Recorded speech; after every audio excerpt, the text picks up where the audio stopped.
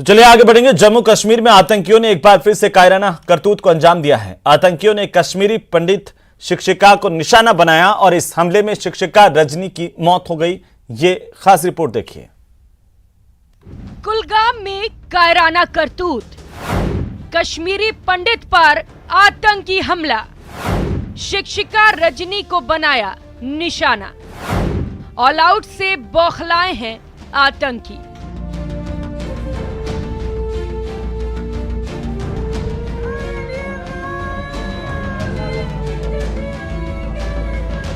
जम्मू कश्मीर के कुलगाम में high school की शिक्षिका रजनी बाला की आतंकियों ने गोली मारकर हत्या कर दी। आतंकियों ने सुबह 10:15 पर स्कूल के पास शिक्षिका को गोली मारी।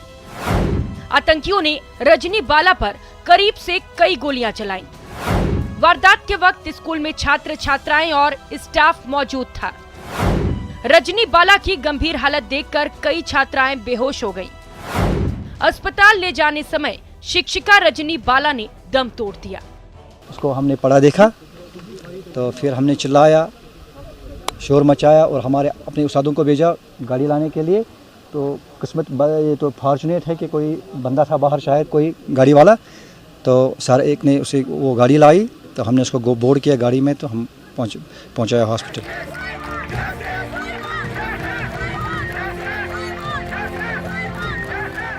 शिक्षिका रजनी बाला की हत्या के बाद पूरे इलाके के लोगों में गुस्सा है। कई लोगों ने सड़क पर प्रदर्शन भी किया और हत्यारों को जल्द से जल्द पकड़ने की मांग की। शिक्षिका रजनी बाला पिछले 5 साल से पढ़ा रही थी और उनके योग्यता और व्यवहार से पूरे इलाके के लोग प्रभावित थे। पिछले महीने में जब वो लोकलिटी में वो काकरन में एक नॉन लोकल उसकी वो मौत हुई है, तो तब से मैं थोड़ा तशवीश था। लेकिन वो बोल रही थी कि मैं 5 सालों से यहाँ ड्यूटी कर रही थी, तो इसलिए आज तक कुछ हुआ नहीं, तो आज क्या होगा। दुख है, हमारी बाजू हमसे काट हुई तो दुख नहीं है। जम्मू कश्मीर में कश्मीर पंडितों पर आतंकी हमले की घटनाएं लगातार बढ़ी हैं। पिछले 18 दिन में ये दूसरी आतंकी वारदात है। इसमें पहले 12 मई को आतंकियों ने ऑफिस में घुसकर एक कश्मीरी पंडित राहुल भट्ट की हत्या की थी, जिसके बाद से पूरे जम्मू कश्मीर में कश्मीर पंडितों का प्रदर्शन चल रहा है।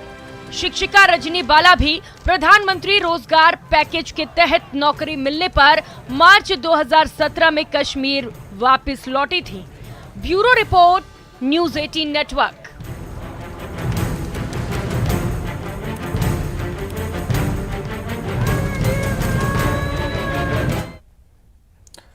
तो वहीं केंद्र सरकार के 8 साल पूरे होने के मौके पर शिमला में गरीब कल्याण सम्मेलन का आयोजन किया गया। इस सम्मेलन में प्रधानमंत्री मोदी शामिल हुए। उन्होंने यहां पर किसान सम्मान निधि की राशि जारी की, साथ ही देश को नई ऊंचाइयों पर ले जाने का संकल्प भी दोहराया है। खास रिपोर्ट देखिए।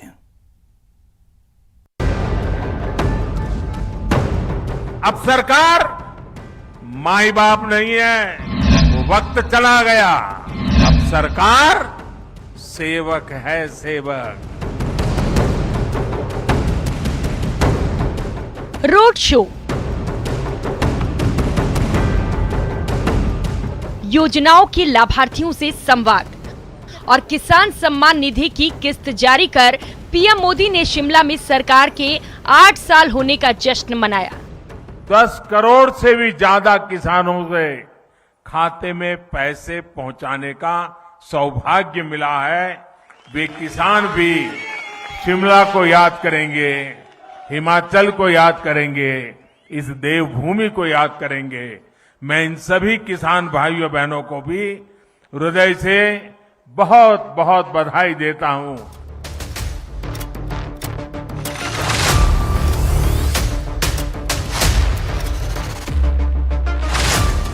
सरकार के 8 साल पूरे होने पर शिमला में गरीब कल्याण सम्मेलन का आयोजन किया गया था, जिसमें पीएम मोदी ने कहा कि वो सिर्फ प्रधानमंत्री ही नहीं बल्कि 130 करोड़ देशवासियों के परिवार के सदस्य भी हैं। फाइल पर साइन करता हूं, एक जिम्मेवारी होती है, तब तो प्रधानमंत्री की दायित्व के रूप में मुझे काम करना होता है। लेकिन उसके बाद फाइल जैसी चली जाती है, मैं प्रधानमंत्री नहीं रहता हूं, मैं सिर्फ और सिर्फ 130 करोड़ देशवासियों के परिवार का सदस्य बन जाता हूं। पीएम मोदी ने कहा कि 2014 के पहले देश में भ्रष्टाचार, घोटाला और भाई भतीजावाद की बात होती थी, लेकिन आज पूरी दुनिया में नए भारत की चर्चा हो रही है। गरीबों के हक का पैसा सीधा उनके खाते में पहुंचने की बात होती है। आज चर्चा होती है दुनिया में भारत के स्टार्टअप की, आज चर्चा होती है, वर्ल्ड बैंक भी चर्चा करता है भारत के ईज ऑफ डूइंग बिजनेस की। आज हिंदुस्तान के निर्दोष नागरिक चर्चा करती है अपराधियों पर नकेल कसने की हमारी ताकत की, भ्रष्टाचार के खिलाफ जीरो टॉलरेंस के साथ आगे बढ़ने की। यहाँ पीएम मोदी ने भ्रष्टाचार को लेकर कांग्रेस पर हमला भी बोला। 100 पैसा भेजा तो पहले 85 पैसा लापता हो जाता था। जितने पैसे भेजे वो पूरे के पूरे सही पते पर, सही लाभार्थी के बैंक खातों में भेजे गए हैं। पीएम मोदी ने भ्रष्टाचार के साथ साथ तुष्टीकरण और वोट बैंक की राजनीति को लेकर भी विपक्ष पर निशाना साधा।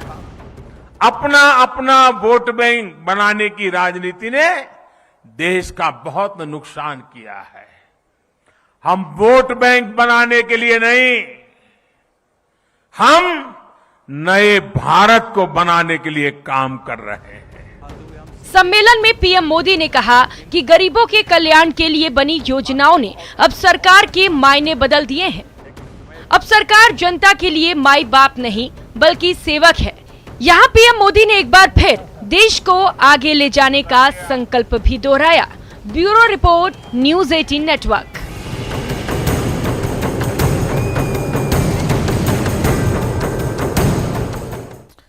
तो वहीं एआईएमआईएम के अध्यक्ष और हैदराबाद से सांसद असदुद्दीन ओवैसी मंगलवार को राजधानी जयपुर के दौरे पर रहे और इस दौरान यहां पर आयोजित एक प्रेस कॉन्फ्रेंस में उन्होंने कहा कि आने वाले विधानसभा चुनाव में एआईएमआईएम राजस्थान की सभी सीटों से चुनाव लड़ेगी। साथ ही उन्होंने कहा कि आज यहां पर हम लोग 6 सदस्यों की एक कोर कमेटी का ऐलान कर रहे हैं। वहीं जुलाई के अंत तक पार्टी के पदाधिकारियों की घोषणा कर दी जाएगी।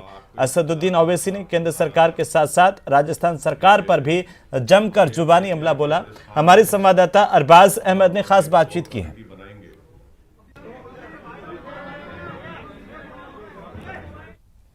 राजस्थान में आपने ऑफिशियल अनाउंसमेंट कर दिया है, बुनियादी मुद्दों को लेकर के लंबी प्रेस वार्ता हुई, लेकिन उसमें जो निचोड़ अगर निकाला जाए तो आपने कहा कि ये जो मंदिरों का, मस्जिदों का मामला है, ज्ञानवापी से लेकर अजमेर दरगाह का आपने जिक्र किया, इन चीजों को छोड़ करके विकास के मुद्दे पर बात नहीं, छोड़कर नहीं, दोनों मुद्दों पर बात होनी चाहिए।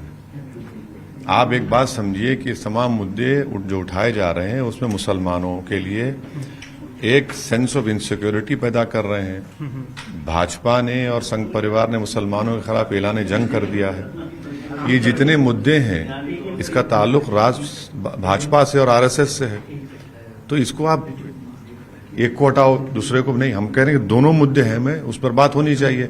अब अगर मध्य प्रदेश में एक जैन तबके से जिस शख्स का ताल्लुक है उसको महज मुसलमानों ने शक पर आपने मार मार कर उसकी जान ले ली, बताइए क्या हो रहा है इस देश में। फिर राजस्थान की अगर बात करें तो आपने कहा कि हमारी जुलाई तक पूरी तैयारी हो जाएगी, लॉन्चिंग भी हो जाएगी और सदर का भी अनाउंसमेंट। हाँ बिल्कुल, हमने एक 6 मेंबर की कोर कमेटी बनाई है जिसमें जमील खान साहब को उसका कन्वीनर बनाया है। वो राजस्थान के मुख्तलिफ जिलों में जाएंगे, जिम्मेदारों से मुलाकात करेंगे, उनसे राय लेंगे, उनका आशीर्वाद हासिल करेंगे। हम भी जाएंगे, करेंगे।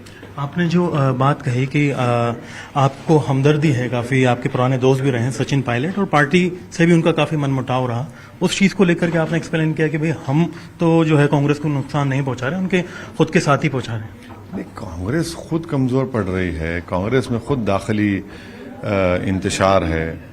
आप बताइए कि इल्जाम हम पे लगा रहे हैं, भाई राजस्थान में 30 लोकसभा राज्यसभा की सीट है और हाँ नहीं 25 लोकसभा 10 राज्यसभा है ना, तो 35 हो गए। तो 35 में आप सब समुदाय को देते हैं, मुसलमान क्यों नहीं देते भाई? अब बताइए कौन नाइंसाफी कर रहा है? मैं कर रहा हूँ क्या? सिवाला हत्याकांड को लेकर युवा कांग्रेस के प्रोटेस्ट की बात करेंगे। दिल्ली में भारतीय युवा कांग्रेस की ओर से पंजाबी गायक मूसेवाला की हत्या के मामले को लेकर न्याय की मांग करते हुए कैंडल मार्च निकाला गया। इस मौके पर युवा कांग्रेस अध्यक्ष श्रीनिवास बीवी ने कहा कि इस मामले से पंजाब की आम आदमी पार्टी की सरकार पल्ला नहीं झाड़ सकती, क्योंकि हत्या से ठीक पहले मूसेवाला की सुरक्षा वापस ली गई थी। श्रीनिवास ने आरोप लगाए हैं कि आम आदमी पार्टी के पास कोई नजरिया नहीं है और वह सिर्फ सस्ती लोकप्रियता हासिल करने की राजनीति करती है।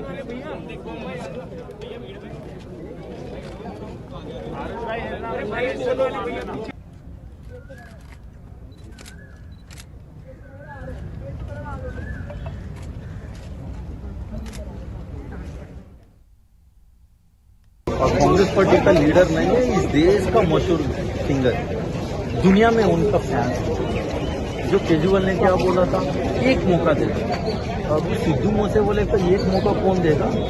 हाँ, आप उनका सिक्योरिटी हटा रहे हैं, आप वो दुनिया भर को बता रहे हैं, सोशल मीडिया में चला रहा है। हाँ, ऐसी कौन सी ये हो गया था?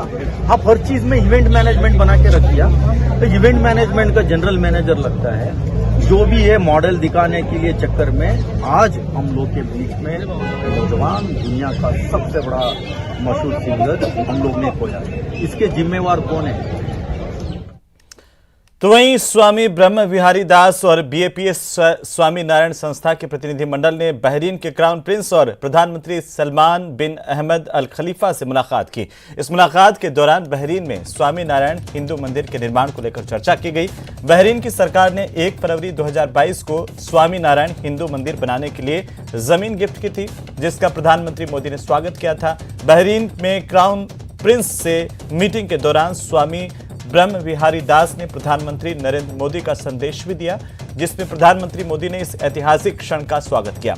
बहरीन का स्वामी नारायण मंदिर उन सभी धर्मों के लोगों का स्वागत करेगा जो भारतीय परंपराओं को समझने और जानने की इच्छा रखते हैं और विभिन्न पारंपरिक और धार्मिक गतिविधियों के लिए जगह भी रखते हैं।